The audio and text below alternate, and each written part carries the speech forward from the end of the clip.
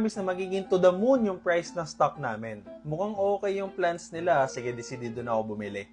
Ako din. Tingnan nga natin kung hanggang saan dito tataas. 5 years later. Biglang bumaba tong company X Oo nga pero tingnan muna natin yung data nila. Kaso naniniwala pa din talaga ako na dodoble yung kita natin dito.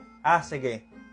Upon checking dito, okay na may revenue nila. Kaso ang laki din ng utang nila. Oo nga pero according dito sa charts na sinend sa akin ng guru na fina-follow ko, okay naman siya. Kasi necessary naman talaga yung utang para lumago yung isang kumpanya. Ewan ko pero pag-iisipan ko mabuti ko itutuloy ko pa yung investment ko dito. Hay naku Mac, naduduwag ka lang. Ako nga, bibili pa ng madaming shares Hindi naman sa naduduwag. Ayoko lang matrap sa tinatawag na confirmation bias. Ito na naman siya. Oo nga, ayoko kasi magbulag-bulagan sa isang investment dahil ito yung gusto kong mangyari. Kahit opposite pa yung nangyayari in reality.